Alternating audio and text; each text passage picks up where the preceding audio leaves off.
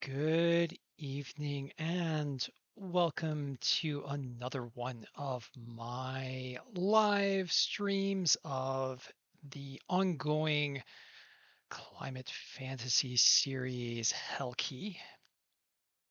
I told you I needed to catch up yesterday, and I am making good on that promise. I will be doing 2 live readings a week at least.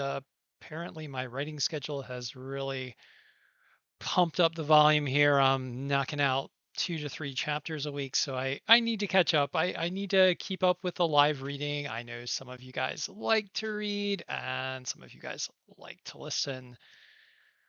Particularly those of you who are here on Twitch or YouTube. But if you do want to read, please go to my blog, scribblersfantasticalworkshop.com, where you will find the Helkey writings, the Helkey scribblings, along with all sorts of other stuff, including free Dungeons and Dragons content, build guides, and all sorts of other fun fantasy type things that I'm working on. All right, so getting into it, I am going to be reading for you Helkey chapter 22, which is the Ill-Fated Company. Before I go into that, as I usually do when I've produced a bit of map art for the story, I will present it for you at the beginning of my reading.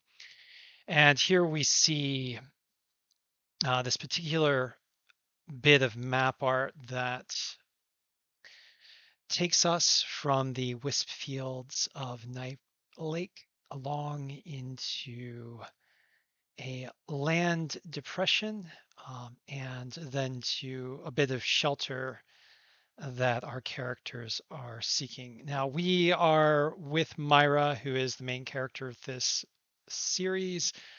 We are also with her present companions, Zaya the Vila, which is kind of a hell fairy, uh, Zell and Terry, who are blue devils. They are lower class devils that are ill treated by the rest of the devils, and they're getting together with Myra to engage in a bit of rebellious activity.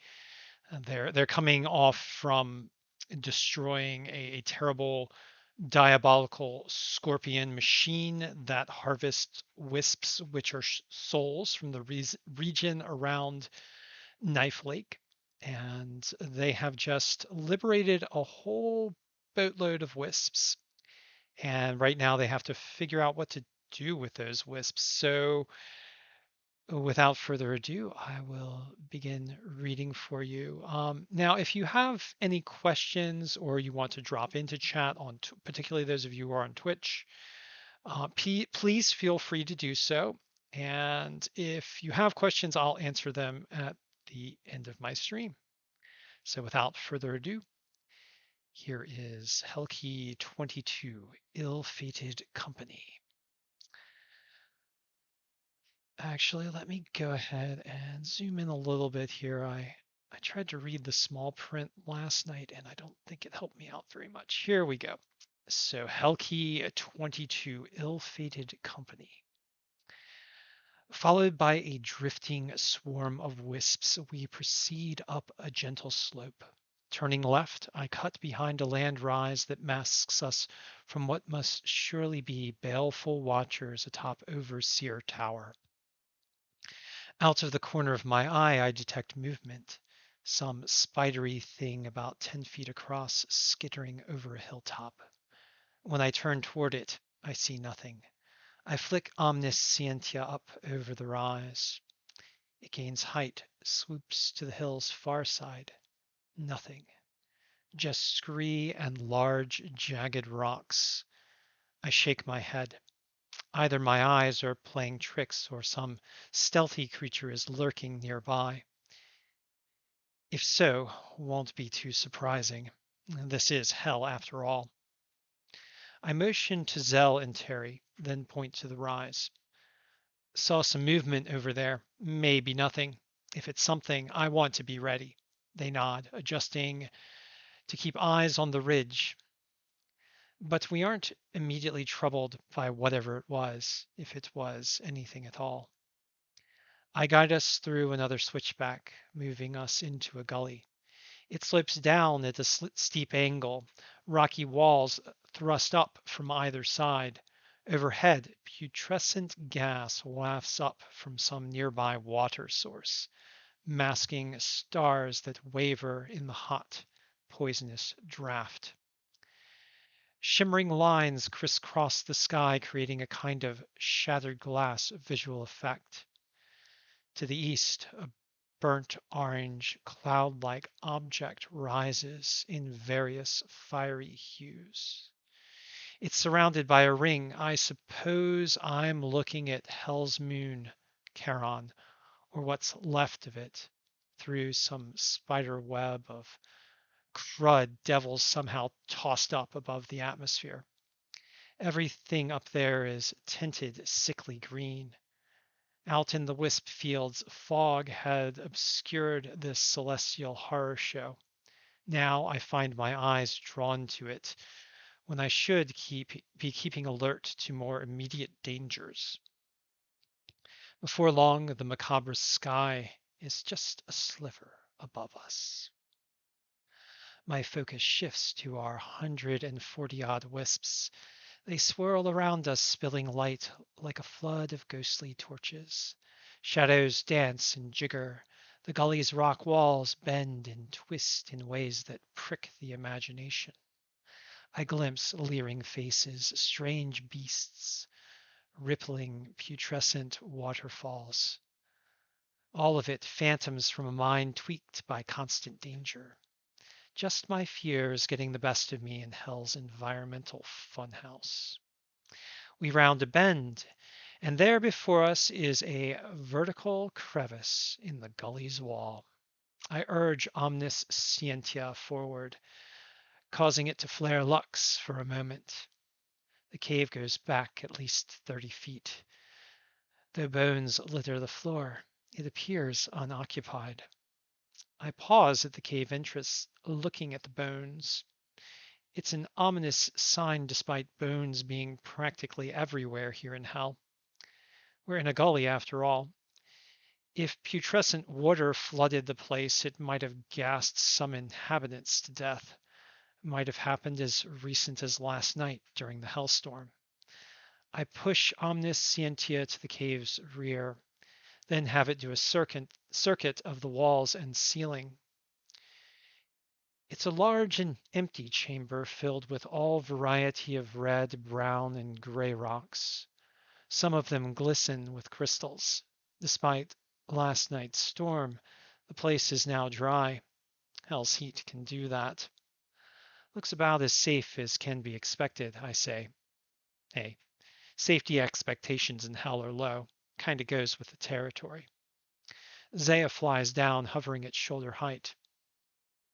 Can I send them in? She asks, motioning to the wisps. Let me go first. I signal to Zell and Terry, then we advance. Model allows me to hop and glide from boulder to boulder, getting a better vantage by height. I'm getting used to having his amazing physical assist. I couldn't do this stuff on my own, much less keep from collapsing in heat stroke, even at night. As we cross the halfway point, I wave to Zaya. Okay, let him in.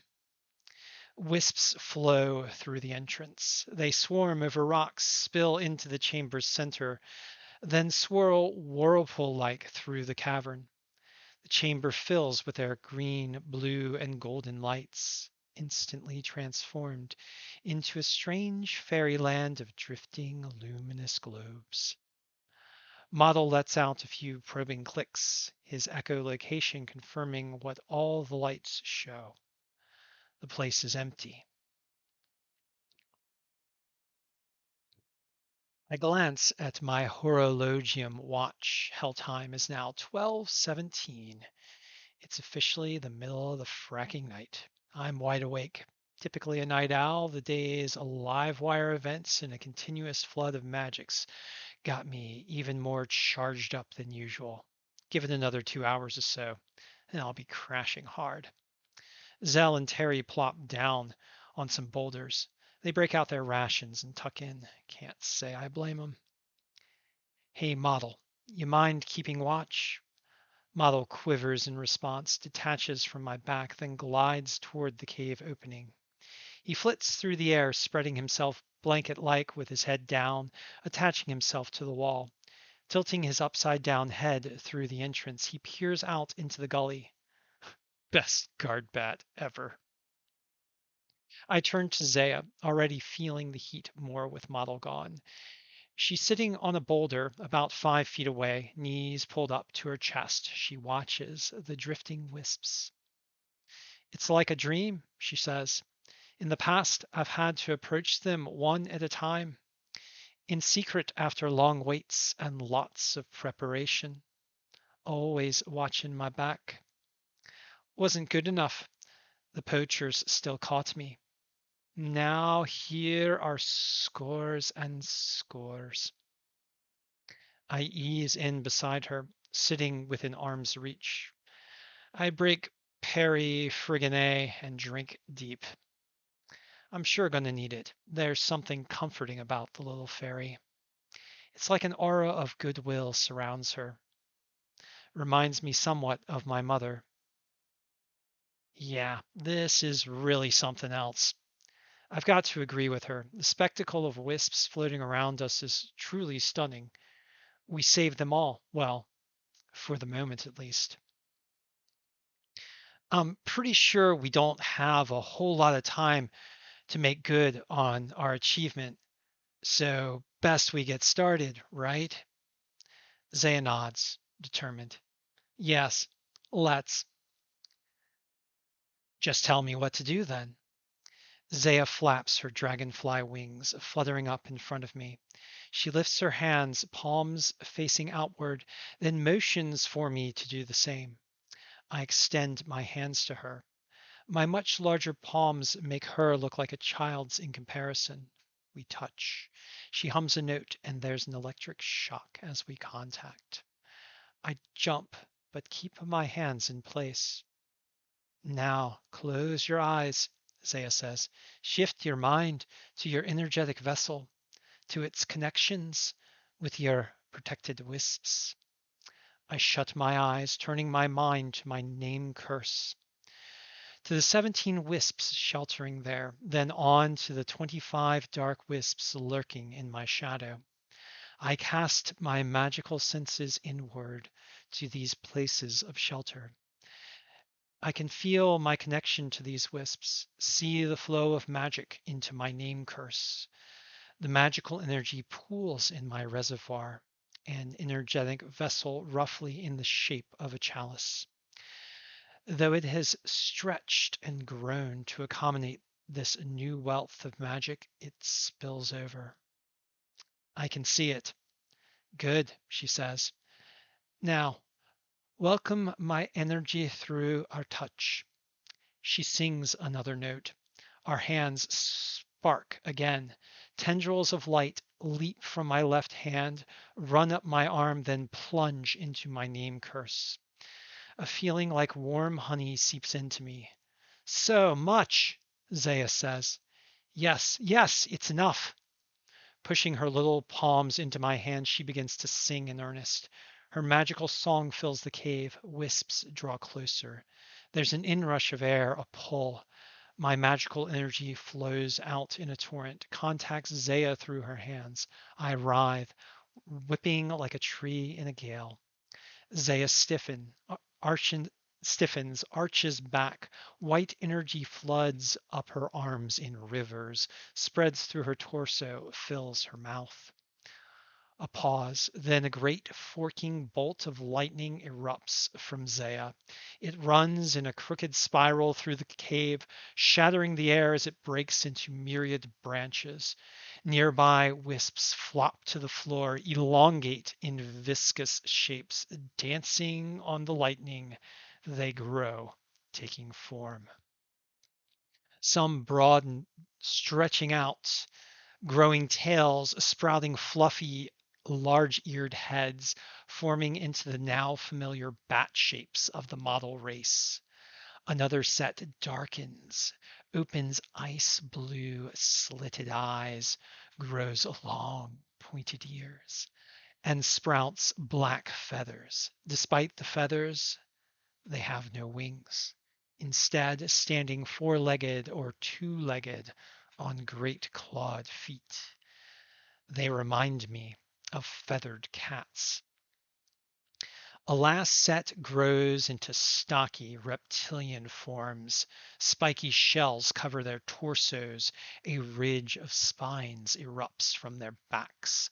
Long, spiky tails grow behind. Sharp-beaked tortoise heads thrust out. They are dark green with the spines on their back topped in crystals. Like the feathered cats, they walk on hind legs or go on all fours.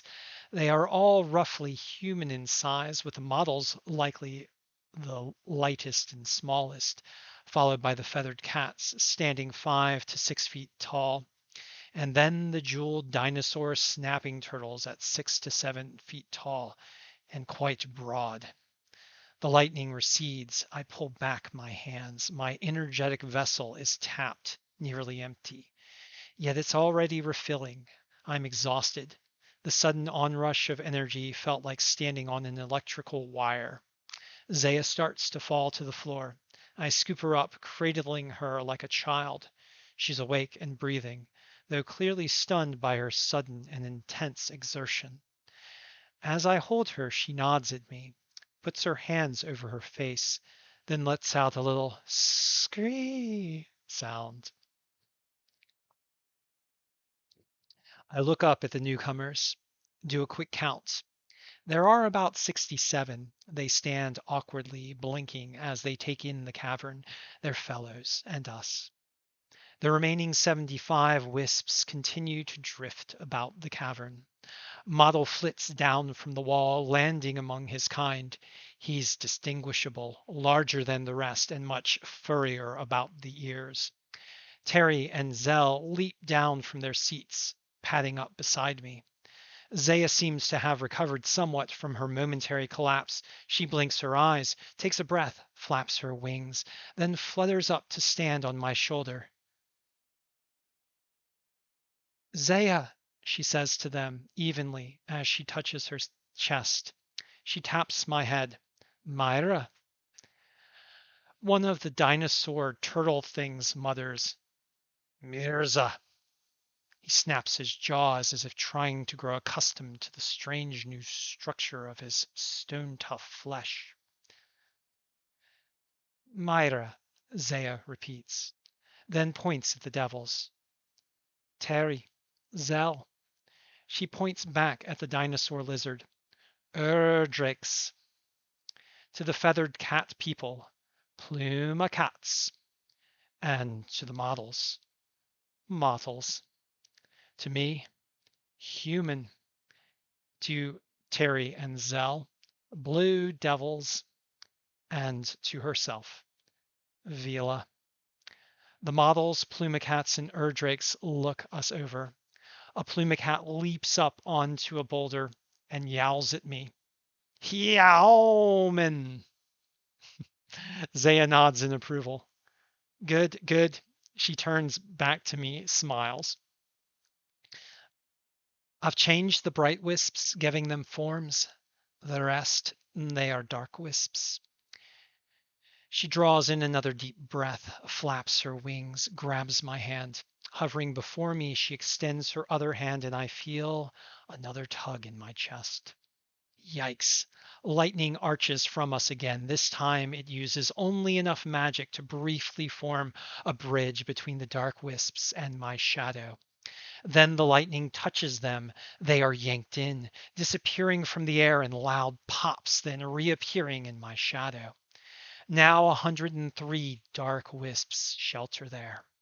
The effect is to cause my shadow to bulge, twist, and occasionally ripple with light. It's like a pool of dark water that vaguely takes the shape of a real shadow, follows me behind. It's unnerving. When joined with the 17 bright wisps in my name curse, the magical force produced is truly exceptional.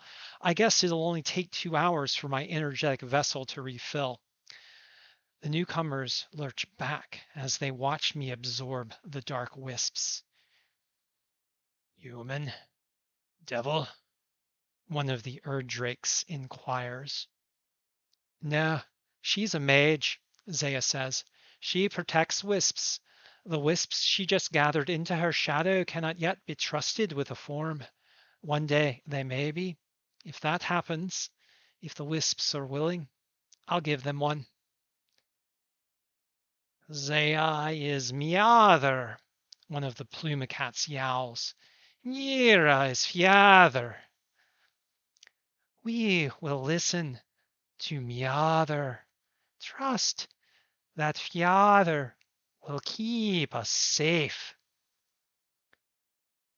Zaya and Mira are mother and father, and Erdrake agrees. As the Erdrake and Plumacats speak, their words become easier to understand, even as their tones grow milder. I can tell they retain some of their past humanity. The speed of their language skills reasserting is pretty impressive. Off to the side, the models are silent. They exchange tail grips with one another, a mental handshake I'm entirely familiar with. My model is cluing the rest in. It's more efficient than this stumbling with awkward words. Speaking of, I'm not too fracking sure what to think about being called father to a bunch of recently transformed wisps. But hey, it could be worse. I could be all alone in hell without any help whatsoever. Instead, I find myself in the midst of a small army and commanding some serious magical oomph. We're going to have to get the new guys and gals up to speed really quick. I signal to Model, the original one.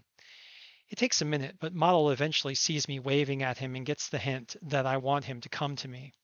He touches a couple of other models with his tail, then glides over, flopping on a nearby boulder before slapping his tail on my arm. Yes, talk? Model inquires. Indeed, I reply. I'm going to need your help. The other models too. I want you and the rest of the models to communicate with the Erdrakes and the Plumacats. Pass on the knowledge that you've already gained. May be scared. Yeah, you're right. It's weird at first having your mind invaded by a flying blanket bat thing, but I find I got used to it. Heck, I even kind of like it. They'll get the hang of it too. Also, we've got to come up with names for everyone. Your model, you'll always be model. The other models can go by model, then their name, like model Julius or model Maria, shortened to MJ or MM. Got it? Model kind of flops as if he's feeling speculative about this. Everyone else, just have them all come up with names. We can't keep naming everyone by their type. It'll get confusing really quick. Got it. Model flaps off to deconfuse people. He returns to the other models, does a few taps, then 6 of them flit off to the Erdrakes and 6 more glide over to the Plumacats. The Erdrakes take it all in stride. Pretty soon they're chatting quietly to each other in their deep, sonorous voices. The Plumacats take a bit more time. They're hesitant, recoiling at the model's slimy touch, lurching away when thoughts and images suddenly flood their mind.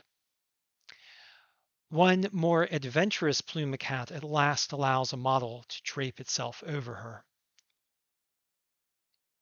She closes her eyes, settles down with a trilling sound that's a combination of purr, warble, and takes in the visions I know the model is sending to it. A few minutes pass. Then the Plumacat stands and begins talk meowing excitedly to its fellows. After about 15 more minutes, both Erdrakes and Plumacats have the gist of what's happened. They know how they were saved and transformed, each understanding enough about me, Terry, Zell, Zaya, and the first model to get by. They go about the longer process of picking names for themselves. The Erdrakes take the task pretty seriously, soon enough, Zorfang and Ronsnell approached to tell us their chosen monikers. The models are also quick, picking simple names like Shadow, Lilt, Drift, and Zephyr. My model remains model. Plumacats again take their time. Rather individualistic, a few spats break out as some fight over their names. But after another hour or so, even they're finished. Their names are perhaps the most diverse. Rowerquick and Featherstar are their chosen leaders. While they're getting cut off, while they're getting caught up, I turn to Zaya. Did you design these forms for them? How did you know what to call them? It's clear you made a model before. Are you really the mother of all models? I'm more than a little confused. It must show in my tone. I'm just a young Vila, Zaya says. My mother, Slip, taught me how to see forms in the wisps, to draw them out. We've been making models in Erdrix and Plumacats and Bowflits and others as far back as history here in Hell. Since Asmodeus came to rule, we've been hunted, enslaved, killed mercilessly. Those we shape are destroyed, their wisps taken. We threaten his order. We're a remnant of the old ways, a servant of the one who came before Asmodeus, but whose name has been erased even from my people's memory. I feel my eyebrows lift. The one who came before Asmodeus? I'm getting the all overs talking about this. My skin pricks, my eyes water. Yes, the old ruler of hell, the one Asmodeus deposed when he took power. I can't recall too much of what must have been a far more detailed knowledge of this past ruler of hell. Only snippets of lessons from my parents and mage tutors. Here, it's obvious that the memory drought has rent huge gaps. I'm pretty sure it must be related to my mission in a lot of ways, the secret part at least. I've heard of him, I say. I know Asmodeus murdered him, that he was dark but fair, that he, as Terry and Zell spoke of earlier, tried to teach the dark wisps to let go of their lust for harm. Asmodeus started the enslavement of wisps for labor and to power his diabolical magic. He grew mighty and terrible. You know more than most, Zaya says. Asmodeus likes to pretend hell was always this way. It's part of his myth. That hell was once different has long been buried. Terry and Zell knew about it, though. A secret knowledge held and passed down among blue devils. I'm uncertain how much I should tell Zaya about myself. Despite the memory drought, I do know quite a bit about Hell's larger history. My parents and some of their cohorts made numerous contacts with Hell and at least a few forays here. I know they came here to unearth secret knowledge about Asmodeus. I know some of it has to do with my name curse, but the details, they're gone. I decide to keep quiet. Zaya pauses, watches on as I struggle with whether or not to say something. Then, when I keep my mouth shut, continues. Your magic is of the old type, that much I know. And not entirely of the old type from mages. I mean the old type from here, from hell, the kind sanctioned by the old murdered ruler.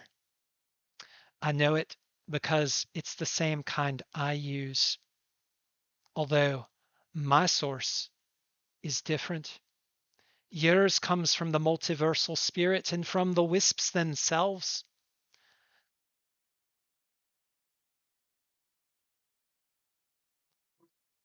Mine, it comes from the creatures or the substances I transform.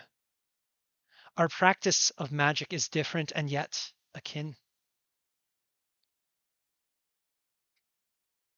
Did you ever eat? Did you ever meet other mages? I ask, finally unable to contain myself. In my brief 300 years, I've met only a handful of mages here in hell. More than half died. Did you ever meet Maury or Beatrice? I'm struggling to match up brief with 300 years, but I let that slide in favor of info about my parents. So much about them seems a mystery to me now. And they're my fracking parents. She looks at me with a puzzled expression on her face, just like I asked her a stupid question. Mages don't give their names in hell. If they do, that's almost certain a curse rider will come for them.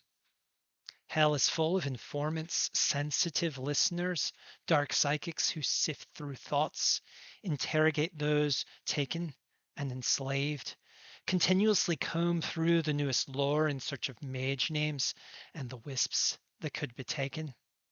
I'm surprised you use your name here, Myra. You know they will come for you eventually, don't you? It's just a matter of time. My heart lurches in my throat. Of course, it's so freaking obvious. How did I not remember something so obvious? Well, that was obvious too. The goddamn memory drought. I know it targeted that memory. Why? Did my parents want a curse rider to come for me? And what can I say about this to Zaya? Maybe the truth will do. Look, I'm as much I'm a part of a much larger plan. And yes, what I'm doing is going to result in a lot of attention coming my way. I don't know exactly when, but look at what we've done already. Doesn't matter. Attention of some kind is already coming. Zaya nods. Yes, we'd better be ready for it.